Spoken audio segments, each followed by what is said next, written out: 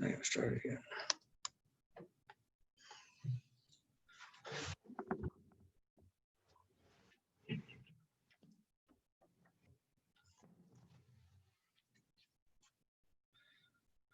Okay.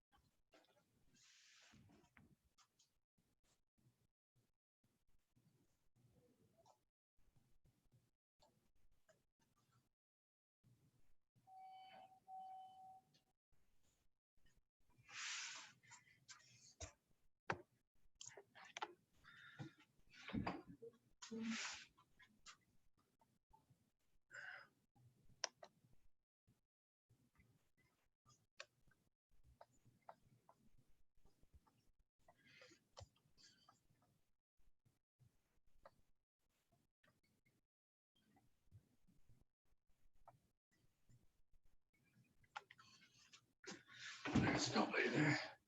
I don't care.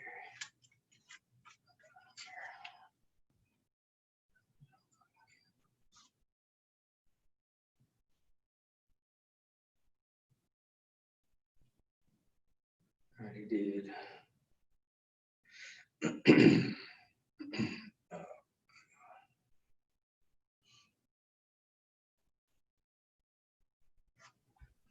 Good evening. Good afternoon. Evening. How are you? You're making this day. You're making this day go way too fast. Yep, it went too fast. How was your vacation? It was a blast. I'm ready for the next one. Oh, that's good. That's good. Yeah, kids had a great time. I had a great time. Uh-huh. Grandkids had a great time. It was a well needed vacation. That's Much good. needed, I should say. Yes, It was good. it was good. Yeah. It was a blast. I think I need to get back to the water though, because it's supposed to be in the 90s this next few days. I'm not going out of the house, so I don't know what's the temperature outside. I only go out around 7:30 for a walk. That's it. I Oh, stay in really? the yeah. I'm out every day. I'm gonna go on Sunday. I'm planning to have a virtual open house. Oh, really? Where at? For the test listing in Dundee, something like that. What's the street name? Oh, hard to remember. But it's kind of Dundee, something like that. Dundee, huh? Well, I'm not sure, but well, that's good. Let me tell you exact name. Okay, be down there. Test. Yep, it's Glen Dundee. I was right. Oh, Glen Dundee in Evergreen area. Yes. I know exactly. Hidden Glen Homes. Yep. Big house. Yes. Probably a 2-story.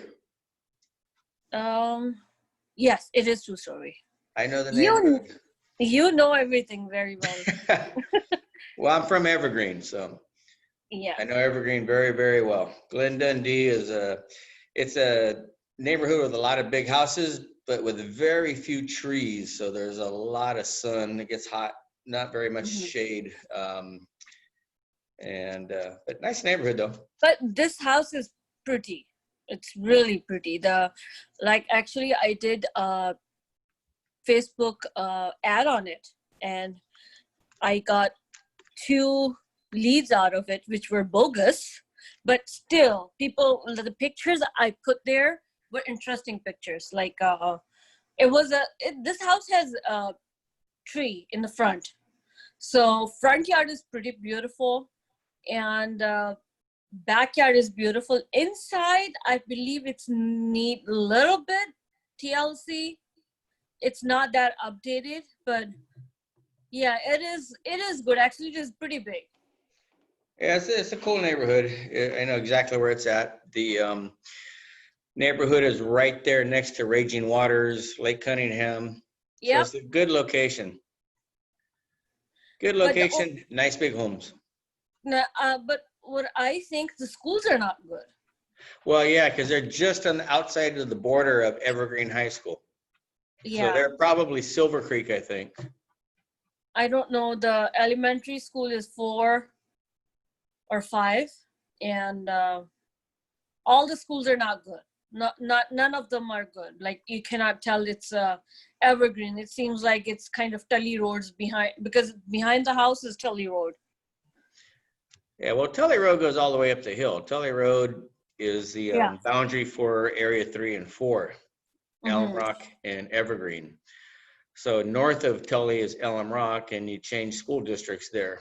And the White Road, which is also the boundary of that neighborhood, switches school districts. And so I don't know if it's Mount Pleasant or Silver Creek, but either way, they are just outside the Evergreen High School boundary. Yeah. Yeah. So, is somebody here yet or no? I can talk. Yeah, I can talk all day long, and All day long. Go I ahead, can take ask a over the lot of class. Take over. I can ask a lot of questions to you, and I can learn a lot from you.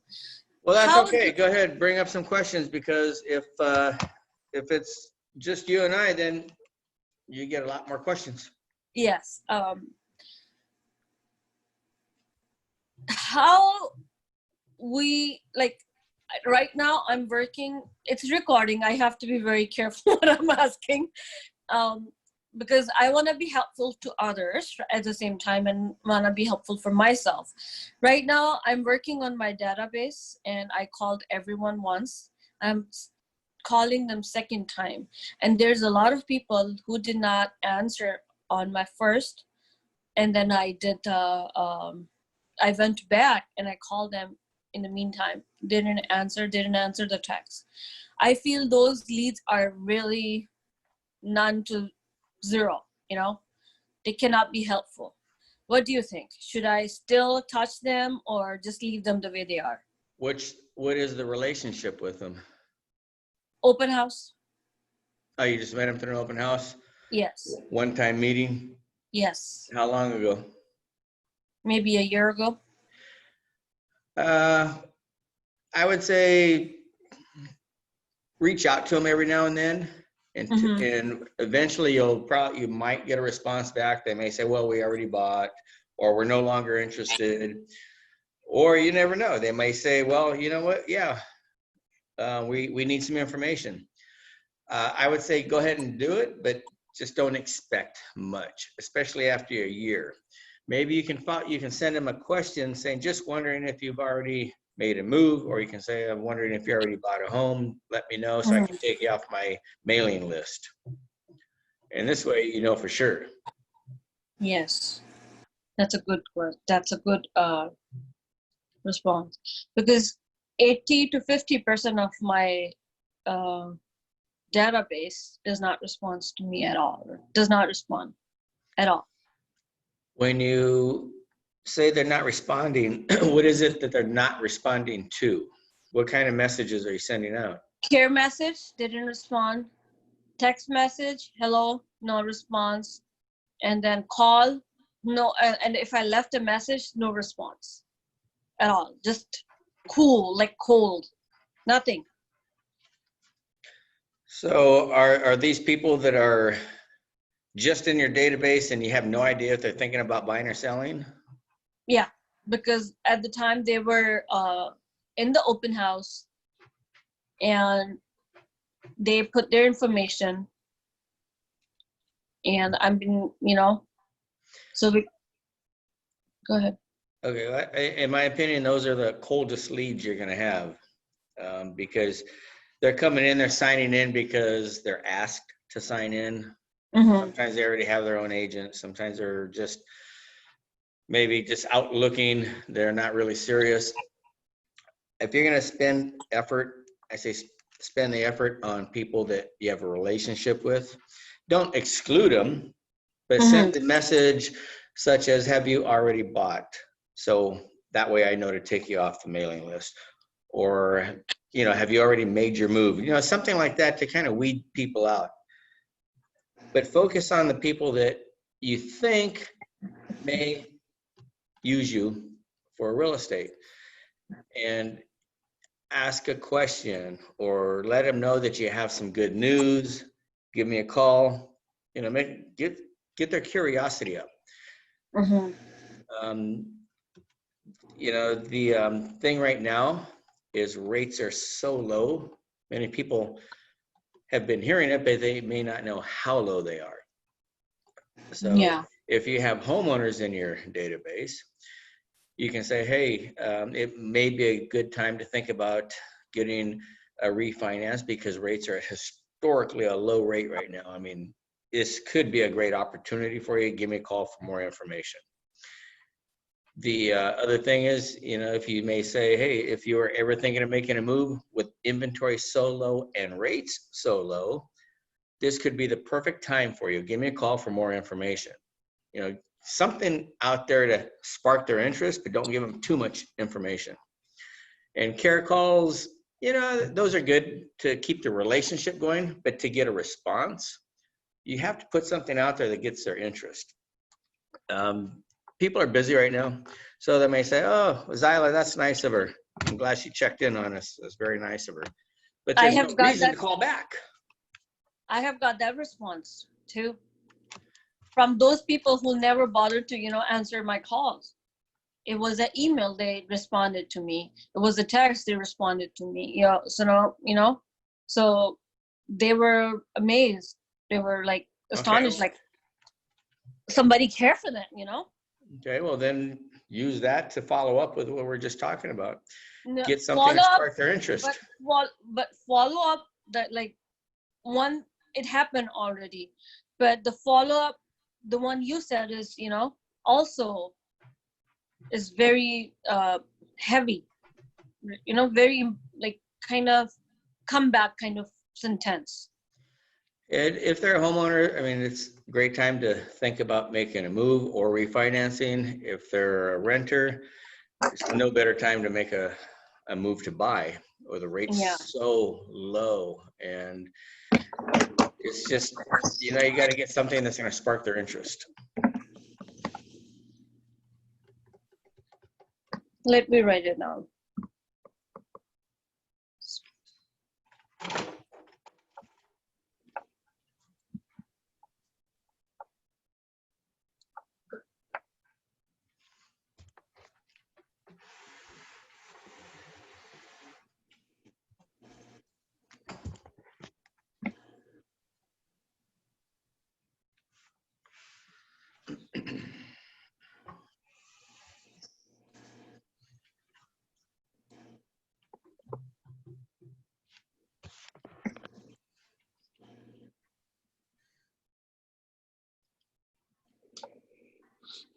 Got that done. Okay. I think they have too much going on right now, and people are getting a little bit burnt out on meetings. There's somebody new. Yes, not new to the business, but somebody new to the meeting. Yeah, he's always there. He's such a positive energy. How you doing, Lee? Maybe muted. How are you doing? We're just having a little conversation. So we're just saying that there might be a low response because there's just so much going on right now. They have the Ignite classes going, and then they also had another one before this, and this is the third one of the day. Yep. So I'm fortunate to have a couple people, I guess. You will always have me. Whenever is your class, I'm there. Well, I appreciate that very much. And also, I will tell you that although I've been in the business a long time, I still have 1 hour a day at least of education requirement because I am personally into mastery, as many of you are. So every day, at least, I spend an hour just on general education about topics I'm interested in. So yeah, we're in an industry where it's ever changing. Market conditions are changing. You have a lot of different people involved in an escrow. You have a lot of different conditions involved. A lot of different. I mean, there's always something new to learn. Yes, so that's for sure. That's one thing that's great about veteran agents that are still willing to learn, because we never know it all. I mean, we always have to learn. So a couple of the things that I was going to bring up today is I'm working on a few deals right now, and two of them are probably the most complex, complicated deals I've ever dealt with yet. And I've been doing this a few years. So one of them is the transaction where there are three sellers. None of them like each other. They don't talk to each other. So they all have their own attorney. So I have three sellers, three attorneys that I'm dealing with. So I want to touch on a couple things with this. Now, one is whenever I get a referral or I'm talking to somebody that the property's in a trust or a possible probate, I try to get that listing agreement signed as soon as possible before they talk to their attorney. The reason why is because their attorneys also have real estate broker friends that they may say, oh, we can do that all right here. We'll just use my associate, and you lose the deal. So always get that listing agreement signed ASAP whenever there's an attorney involved. Once you do that, then introduce yourself to the attorney. Try to make friends with them because you never know. They could be a source of extra business in the future. But this one here was very unique. It's there's three sellers. They're three sisters. None of them talk to each other. One's a stepsister and two are natural sisters. The stepsister is the one that took care of the dad. Well, the two biological daughters were out wherever. So after the dad passed away, or actually before he passed away, he split up ownership of his property to go 51% to the stepdaughter, and then he split the rest of it between the two natural daughters. Oh my God. Oh my God. And so fortunately, I was referred to the stepdaughter who has the majority. But then there's one more step to it. Her portion is in a trust. The other two sisters are individual owners. And so at the very beginning, I didn't know what the vesting was because I was referred to this one person. She said, oh, well, everything's in a trust. I'm the trustee. I have full authority. I can do whatever I want. And as I always say, get the listing agreement signed right away. So I got the listing agreement signed. But then after I find out that, oh, wait a minute, there's more owners to this. And it's kind of a complicated thing because you have part of the vesting is in a trust. Part of it is in two individuals. And so, of course, as time goes by, you make contact with the attorneys. And the other crazy thing on this one is, since none of the sisters communicated with each other, there was one heir that nobody knew where she lived. Nobody knew how to get a hold of her. Nobody had her number. And so one of the attorneys had their staff do a search, and they finally found her after a month. And so neither one of the first two attorneys wanted to have her for, probably conflict of interest. So they referred her to a third attorney. So now I got three attorneys. And at the very beginning, it did not start off on the best foot because the first attorney that has the trust, she said, well, wait a minute, how can you have a listing without all the owner signatures? I said, well, I can start. I may not be able to finish it, but I can start with one owner signature. And you can get one owner signature on a listing agreement and you have a listing agreement. And then we made contact with one of the other heirs, and she got her attorney. And then that attorney was pretty cool at the beginning, but because I didn't have all the information at the beginning, she was questioning a few things. And I said, well, here's what we have so far. This is what we've done so far. And then she emailed the first attorney, which was actually the senior paralegal, wasn't even the attorney, it was just the senior paralegal. And so she forwarded a lot of information I sent to that second attorney, and she copied everybody on it. And so I'm reading everything she forwarded to her. And this is just another lesson right here. I was reading all the information she sent her. She goes, well, this is what I understand and this and this and this. And she goes, I don't think this realtor knows what he's doing. Oh, wow. So first instinct is get on, yeah, right, that, blah, blah, blah, send her a message. And then I just stopped. So I took a break. I said, I'll come back to that later. And then after it took some time, thought about it, had lunch, I retyped it again. So I said, well, that's better, but you know what? I'm going to take a break and think about it again. So finally, I calmed down and I sent her a very professional response. And I said, yes, Grace, I may not know everything about the trust situation, but that is why I'm working with attorneys, because I'm depending on them for the legal advice. So once you tell me how you want things structured, then I will be able to do what I know how to do. And so it never came up again. She was as nice as can be after that. But the lesson is never send an email while you're upset. Never leave a text or a voicemail when you're upset. Always pause and think about things, because you have to think about this. How far along are you in the transaction? What could this message you're sending, how could that affect the relationship throughout the rest of the transaction? And so it turned out to where the email was professional. It wasn't condescending, but she realized that, hey, I screwed up. I should not have put that in writing, or I shouldn't have said that. And so anyways, it's been good after that. But it's a big lesson. Never send an email, text, or voicemail, or even respond to somebody when you are a little bit upset. Always give yourself a time to think about it. Take a pause. And Stephen Covey says it best in the 7 Habits of Highly Effective People.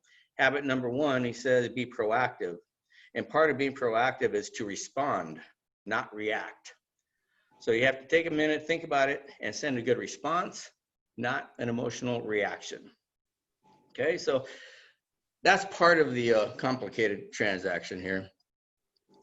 So we got through all that, finally got everybody's signature on the listing agreement. It took about a month because the attorneys were just not responding. They were not getting back to me. Then there were some complaints about, well, we think we should do this. We should do this. And finally, I'm no lie, it took about a month to get 3 signatures for the listing agreement. They're billable hours. They're billable hours. They're billable hours. Well, yeah. And so I said, hey, look, everything's written in the tab. We may have taken this long for the listing agreement, but when an offer comes in, we cannot take this long because buyers are not going to wait around forever. And so then it came to disclosures. And then we had, you know, these 2 daughters, biological daughters. They haven't been in the property for 15, 20 years. So they're complaining about signing disclosures.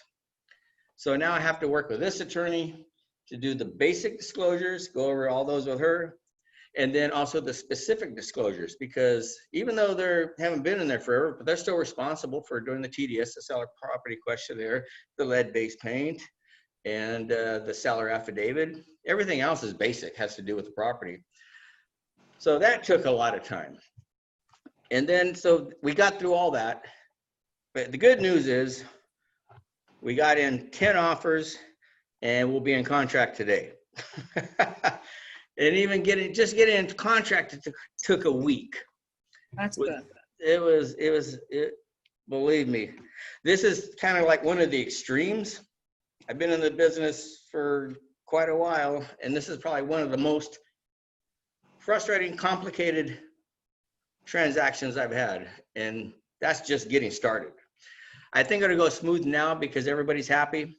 And another thing I want to talk about based off of this transaction is how we handle the multiple offers. And what I was going to start with today was saying that today we're going to be talking about not theory, not examples, not something out of a textbook. This is real live situations that are going on right now. So we put it on the market. It's a fixer-upper, not the best area, but still, it's affordable. So we got 10 offers, And so what I want to do is just kind of give you an example of how I handled the 10 offers, because what I do is I set up a database, or not a database, but I'm sharing the screen right now, a spreadsheet. So in the spreadsheet, these are all the offers that came in: the agent's name, the buyer's name, owner occupancy or non-owner, price, down payment, deposit, proof of funds, did they supply it, their contingency periods, length of escrow, other notes, counter offer, possible counter offer terms, do they have extra funds in case of a appraisal shortage, other notes. And so I started out with 10. Then I weeded out a few based on somebody couldn't supply simple loan approval or proof of funds, or it was just so low and it was an investor, it was a cash investor, and I said, no, we're not going over X amount of dollars. So then I have it right here, first cut. So I weeded out a few of them. And then as I go through these, the dark lines are the ones that say, okay, they're out, because either they said, we don't want to go forward anymore, or else they're just not willing to go up to where they need to be. So I get down to the top 4. And so I said in this spreadsheet to the attorneys with notes and comments in my opinion on each of these possible buyers. Why I think they're good, what I think could be the problems, what could come up. And so I just give them my analysis.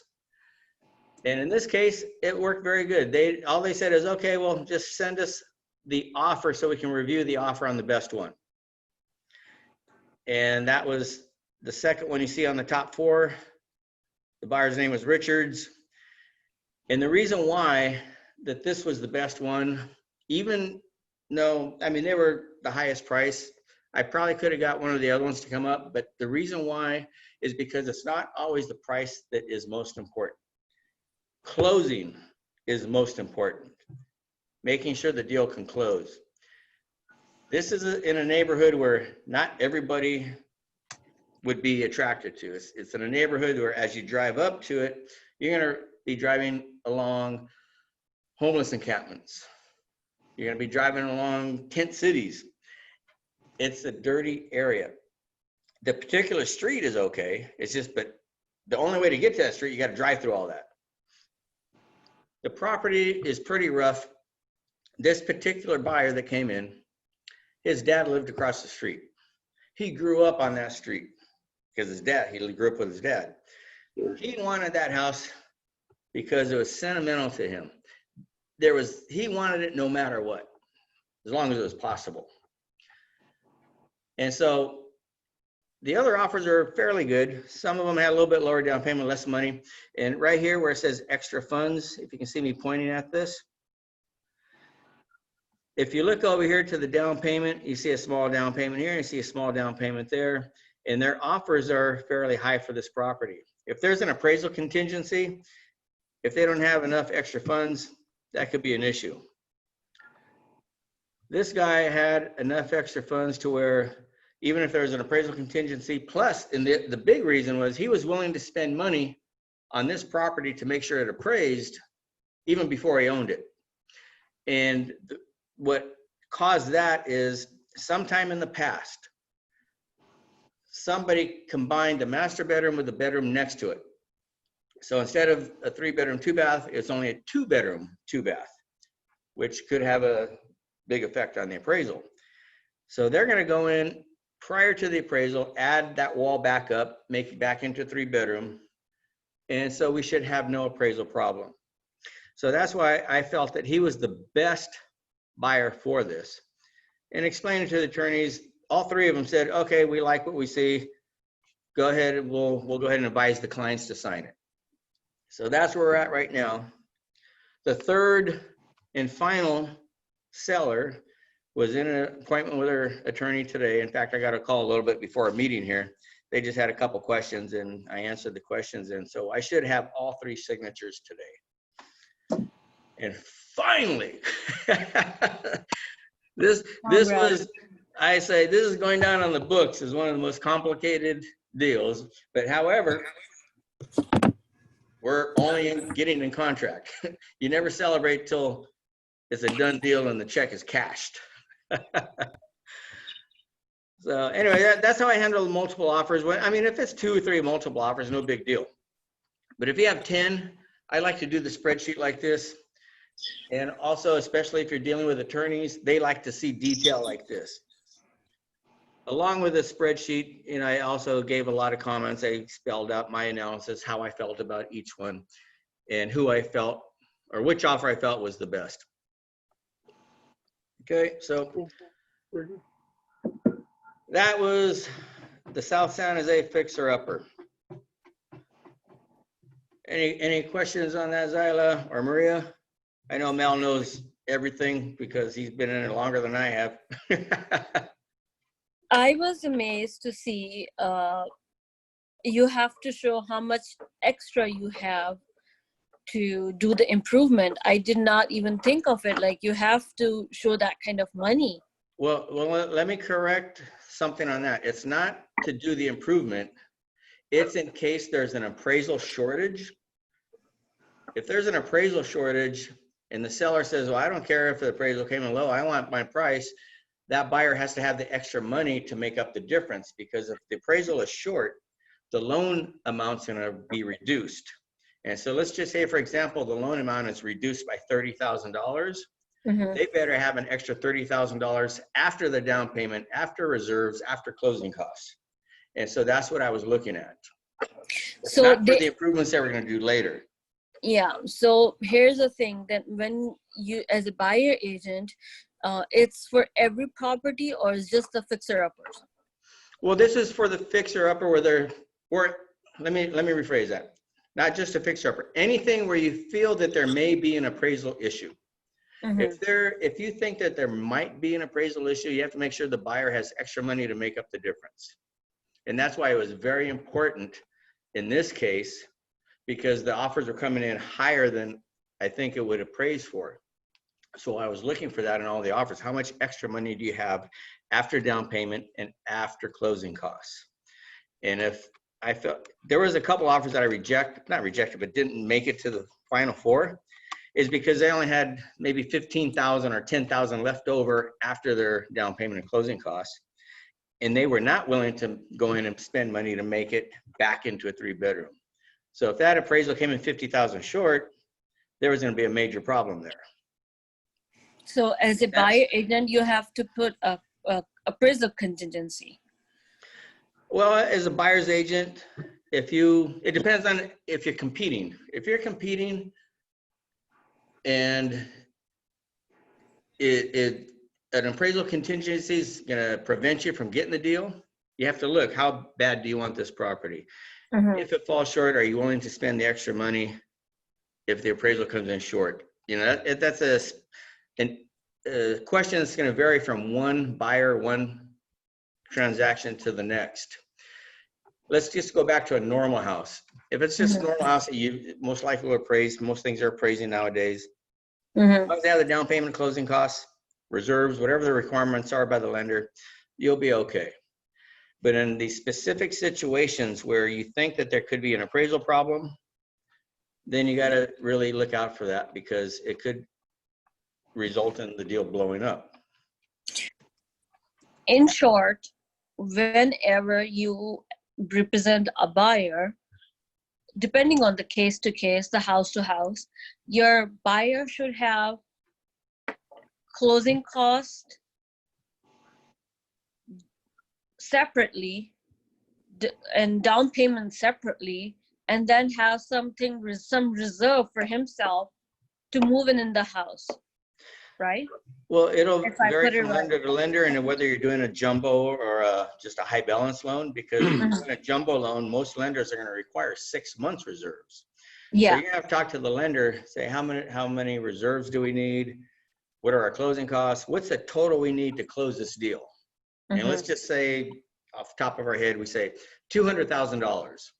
If they have $201,000 and there may be an appraisal issue, then that could be a problem. If they have $300,000 and there's an appraisal issue, then you'll be able to solve it. Gotcha. So, but you got to Because- communicate with the lender. Find out Yeah. what is required as far as closing costs and reserves, especially if they're doing a jumbo loan, because there's a few lenders that will do just 2 months reserves, but most of them are going to do 6 months. 6 months, yes. Because I'm gonna represent a couple of buyers in future, so I just want to make sure like I'm doing their best, you know. I'm guiding the best right now, because I have a buyer. She's not from here. She's not here. I was recommending her some clients and not the clients, some what do you call it, the agents.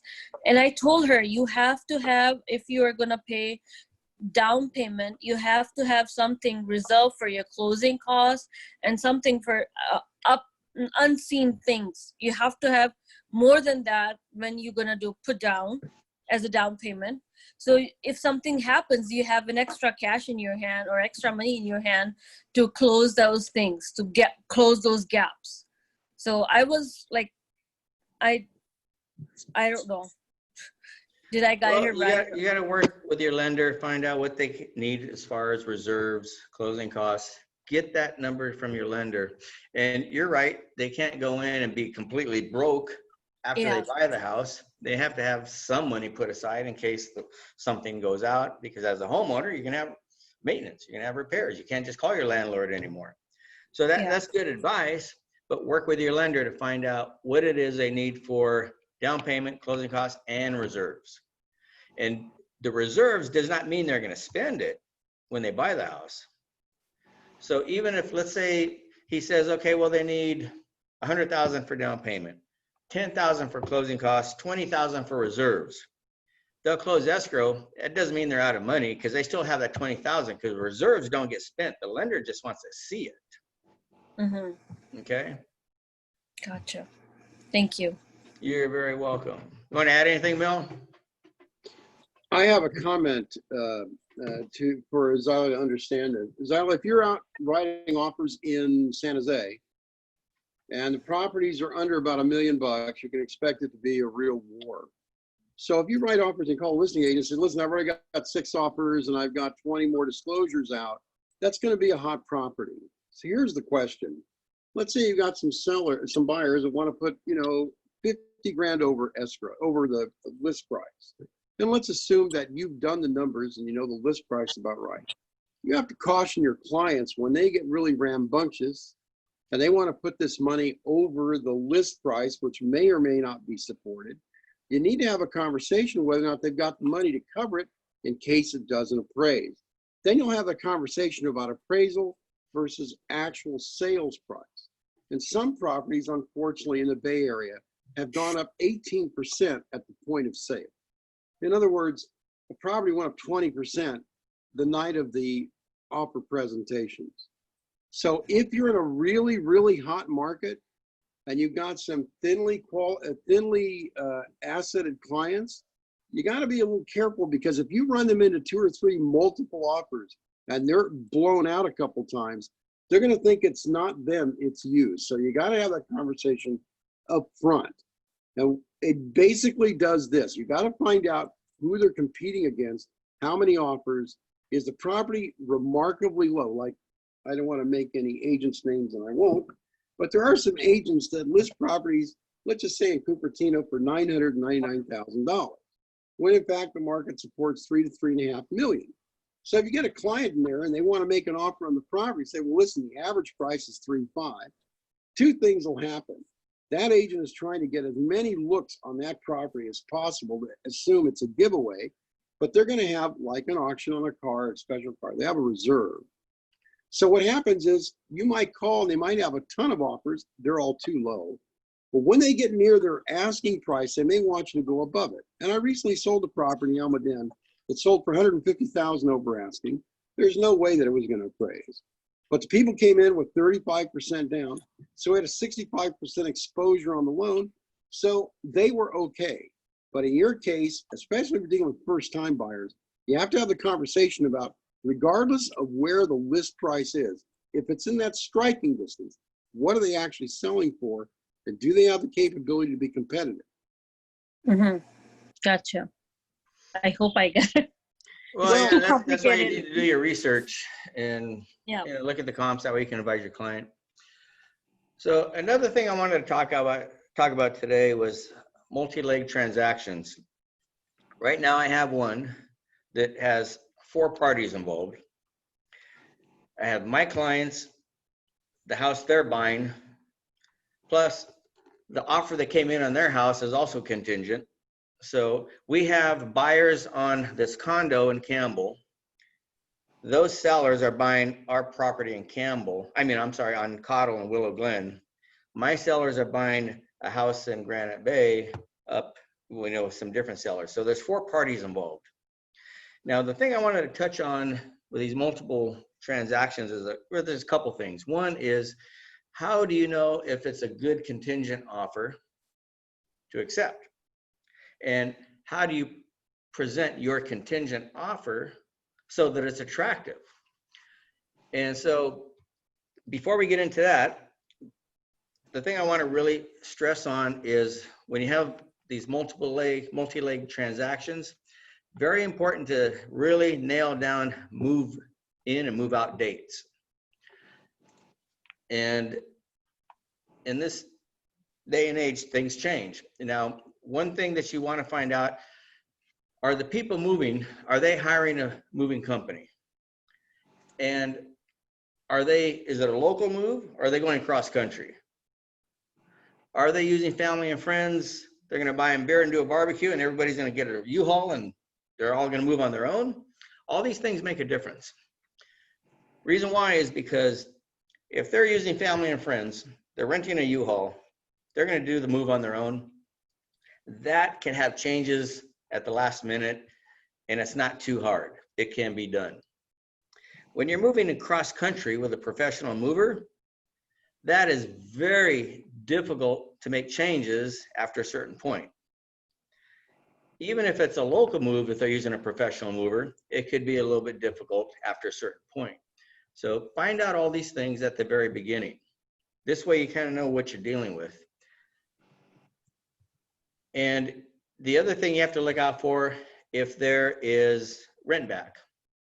If there's a rent back, and especially if the rent back says up to, as early as you can, solidify how many days. Don't just leave it open to up to 10 days, up to 14 days. Say, we need to know your actual move out date, because we need to make plans. We need to schedule things. We need to arrange things. People have to take days off. And so very important on multiple leg transactions.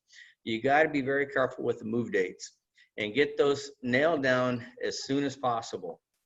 Of course, we're not in a perfect world. Things could change, but the key is to get it done as soon as possible. Now, the other thing about the multi-leg transactions, what we can talk about is, what do you look for to tell your seller, yes, this contingent offer is good? Now, I think I'll start with the offer I made as a contingent offer and what I presented to those sellers. And I'll give you an idea what I sent to that listing agent. So I'm going to share the screen again. So give me a second here.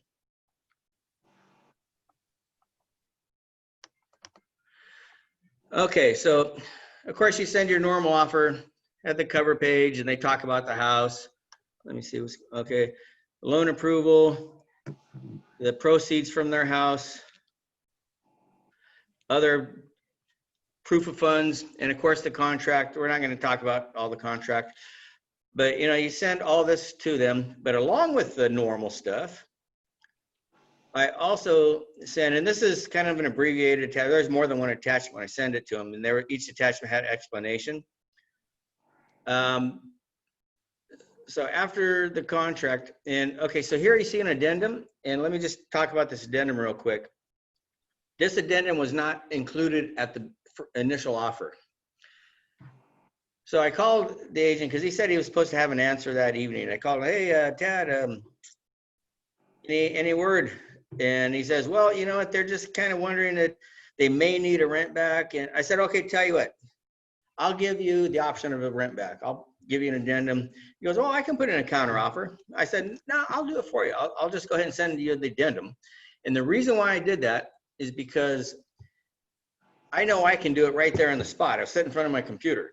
They were going to have it right then and there. And this way, all I had to do is just forward it to them. I don't know if he's going to be able to do it right now. I don't know if he was going to be able to get it done in a timely manner. But I always like to get things done now, because the more time you give people to think about things, the more things that can come up. So we added this in, and right after I sent them this addendum, they gave us their acceptance. So that's another story.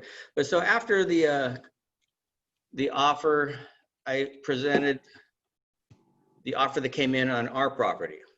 I just did the first and the 10th page to show that what the terms are and the signatures, the loan approval for the people buying our property, the proof of funds for the people buying our property. And normally I send comps, but in this case, because the people were planning to do a refi, and then they said, hey, you know what? We've been working out of the house for 3 months.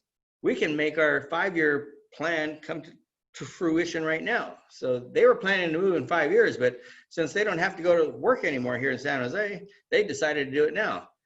So they canceled the appraisal, but they already had the appraisal done. And one of the conversations I had with the agent, he was an experienced agent. So he was saying, well, is there going to be an issue with this? And do you think it's going to appraise and different things like that? So I sent him not the whole appraisal, but the first 2 pages, which gives you the description of the house, all the details, and the appraised value, which is more than our list price or our sales price, because we were in contract. We were in the contract for 1 day. It was our first day in contract when we presented this offer. So this agent also saw that I already changed the status on the MLS. So every question that he had, it was answered right here. So he felt very comfortable talking to his sellers and saying, you know what, this is a good deal. I think there's no doubt this will close. And so fortunately, we got the deal. We were a contingent offer on a new listing. It was on the market for, I think, 4 days, and we got it. So this is how I put it together. Now, when you are on the listing side, these are the things that you should be looking for. Maybe not the letter, that's not a big deal. But of course you want to say, hey, is their loan approved? How much are they putting down? Because this will tell you, normally the look at it tells me how much they're putting down, that they're approved, and it tells me, is this a pre-qual or pre-approval? And we want to see the funds. And then of course, I want to know the terms on the offer. What is the price that they're paying? Is it going to appraise? And so this is what you look for. And if they don't supply all this, well, then you may have to do your own comps. You may have to do your own research. Look up the property on the MLS. If it's not on the MLS, well, then that might be kind of risky. But so this is what you look for. And so you got to do your due diligence if you're going to accept a contingent offer. And these are the basics. I mean, there could be more, but these are the basics. And that is a deal that should be closing hopefully on the 28th.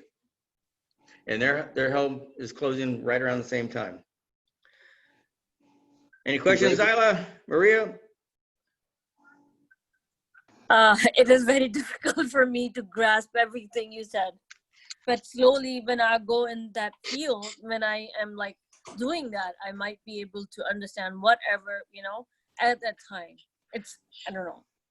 Well, what you want to do is, the main thing is if you are presenting an offer for your buyers and it's contingent on them selling your home or their home, you got to supply as much good information as possible so that that listing agent feels comfortable that, yes, this deal is going to close. Because if your deal doesn't close, his deal is not going to close. So you got to make them comfortable. Yes, for sure. All right. One of the other things I want to talk about, and this one also came up on this deal up in the one we're talking about, this purchase we're talking about. Now, as far as termite reports, they gave us a termite report. And at first I looked at it, I says, well, there's nothing inside. There's only a few things on the outside, you know, some siding. That's pretty clean. But then I looked a little bit closer and I say, wait a minute. The property inspector picked up this, but the termite inspector did not. There's something weird here. So this is what I want to show you right now. And this is something that, where'd it go? Well, if you guys give me a second, I know it's here. Oh, here we go. Okay, so this is the first page of a termite report. Now, if you see a Clark, you see a Terminex, any other one that actually does fumigation or does regular treatments to a house, always check right here. See where it says complete report? That's a limited report. Limited report. That's a limited report. That's This is followed limited another report. Yeah. What that means is they're not doing a full inspection. And it's very common with these termite companies that do a regular treatment on the house. And a lot of mountain properties will have it where there's a lot of trees, a lot of you know, insects. So what they do is they do a monthly treatment, and they will do a free termite inspection for that client, but it's a limited inspection. It's just the exterior. So always, if they supply the termite report, always make sure it says complete. Limited means it's just going to be the exterior most of the time. Another way it can be a limited report is, for example, one company says, well, we found this, and another company says, well, we didn't find it. So they go back and they just check that one thing or maybe two things, and that's also a limited report. A supplemental report, this is where it's all the same time, but there is, maybe it's separated. And a couple examples would be a detached garage. Maybe they ordered, the seller said, okay, do the termite inspection on the house, but don't inspect the garage. Then the buyer comes in and said, well, we want the garage inspected. So they have to come back out and they do a supplemental report just on the garage. Or another example could be, it says that, well, there's further investigation required. It looks like it's okay, but we can't guarantee it. If you want us to check it out further, we'll come back.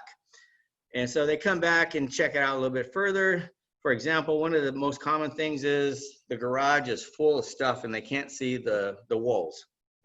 So the seller moves all the stuff away from the walls. The termite company comes back and they just do a supplemental report saying, yes, we now saw the walls. This supplemental report is part of the original report. A reinspection, this is where, let's say that the termite company says, okay, it's $20,000 to fix this. But Uncle Sam says, I can do that for $7,000. So you have Uncle Sam do it.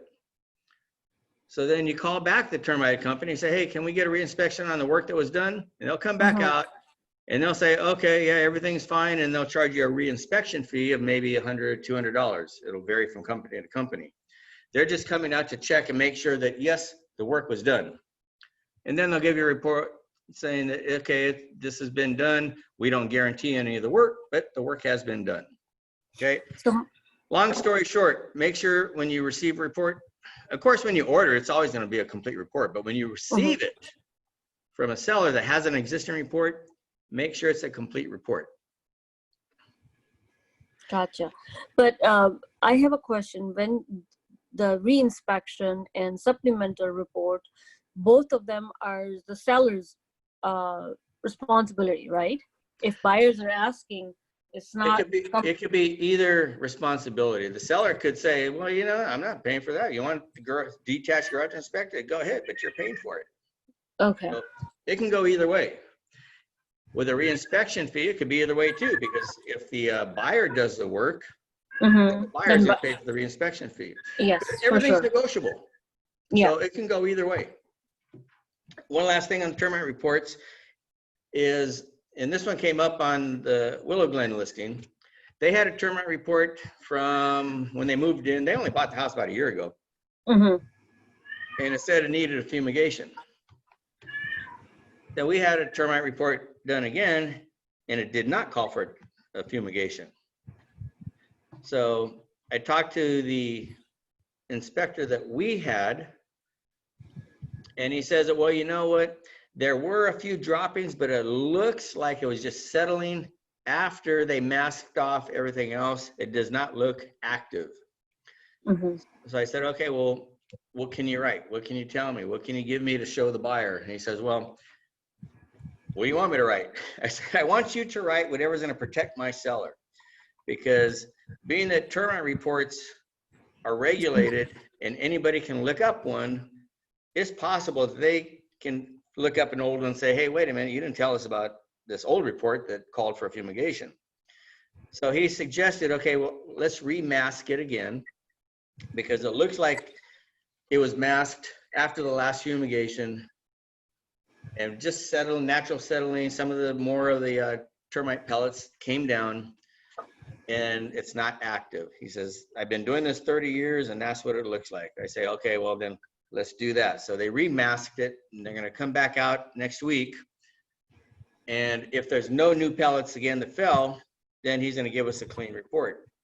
He says, if there are new pellets, then it's one of those things where it's the only spot and they can do a local treatment. Mm-hmm. But back to differing reports, one of the things that you can do is, let's say you have a report that comes out where one inspector says, okay, there's some dry rot here.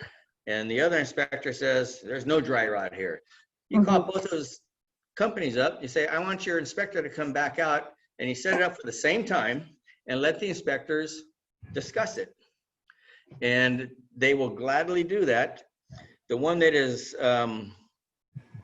really good at his job and doesn't cut corners, he's going to be excited to do it. The inspector that kind of just rushes through it, he's going to be nervous.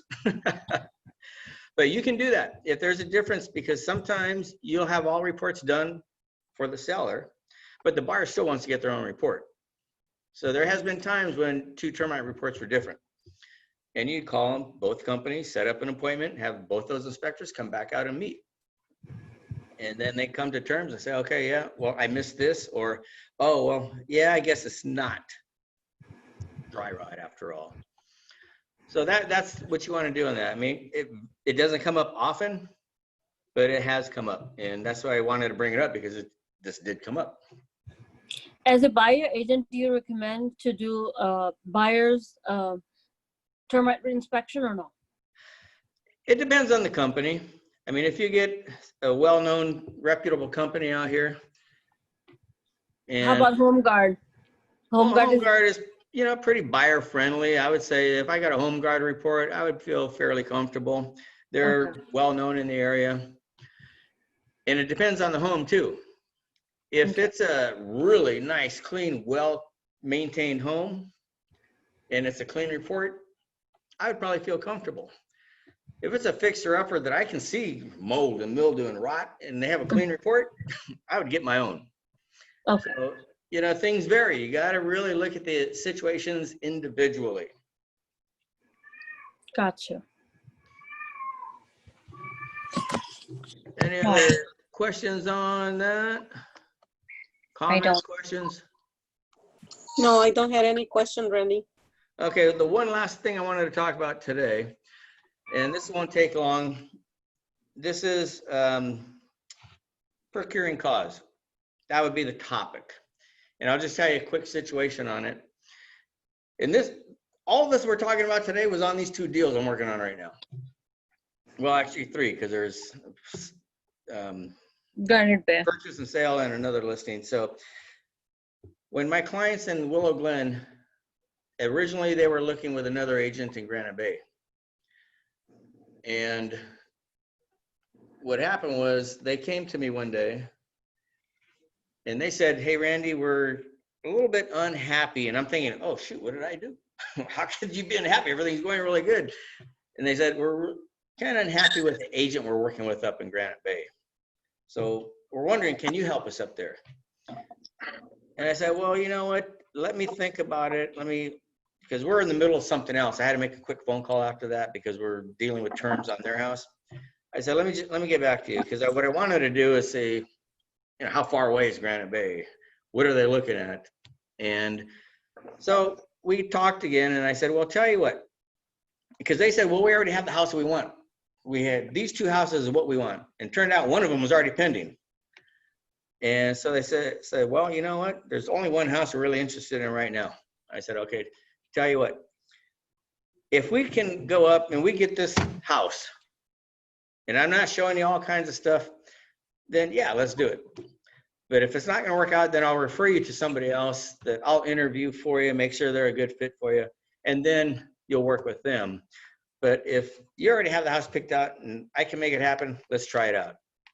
And so I talked to the listing agent and we get along really well. And he says, well, you know, you don't even have to come up. I'll let him in because the sellers want me there at all the showings. We don't have no lockbox. I have to be there. So you can just send your clients, I'll show them. And I'm thinking, well, that'd be easy. But then I'm thinking, well, no, I want to go and build up a rapport with this agent. So we all went up there. We met up there. And so I got there early because I wanted to talk to the agent ahead of time. And so we had already talked a few times on the phone. And then we had some time to really talk. And, you know, he's been around for a long time. And we got along really well. And the client showed up. And turns out that everything went really well. The conversation went well. Everybody got along. He liked the buyers. And after the buyers got done looking, they took off and we stayed and we hung around. We talked for a while. We got along really well. And so you always want to try to build up rapport with the listing agent, especially if it's a deal like this. It was a new listing and a contingent offer. You got to have some rapport built up. You got to have some credibility. And the only way to do it is to actually be there if you have that opportunity. So fortunately, I have a cousin that lives not too far from there. So I said, well, you know, worst case scenario, I'm going to go spend time with my cousin. But it all worked out. And so that is my experience over this last couple months dealing with these crazy but fun offers or transactions, I should say. Yeah, that's the market that we have, Randy. Tough. Yeah, well, Especially you if know you're what, you working with got to buyers. do what it takes when you're on the buyer side because Yeah. inventory is low. So go You're out and right. get some listings. You'll be in control. You're right. All right, that's all I wanted to talk about today. Anything else? I have a question. Sure. What do you suggest? My neighbor has a property which I just came to know in Modesto, and they want to sell it next year, and I don't know, is it a good idea to go there and list it by myself or do it with a co-listing with somebody over there? Well, you got to do your research. What is it worth? What are they willing to sell it for? If it's going to be an easy deal, then it might be worth for you to do it. If it's going to be difficult, it'd be better to refer it out. How would I know it's easy or difficult? Do the comps. Okay. Find out if they're going to be unrealistic or they're just motivated to get it done. Gotcha. Thank you. You're welcome. Anything else before we call it quits? We're beyond our time. No, I just want to thank you. Thank you for all your experience and for You're sharing. very welcome. Now we just got to get it closed. Yes. You will. All right, we'll see you guys. All See you. right. Have a Bye-bye. nice afternoon. Bye-bye.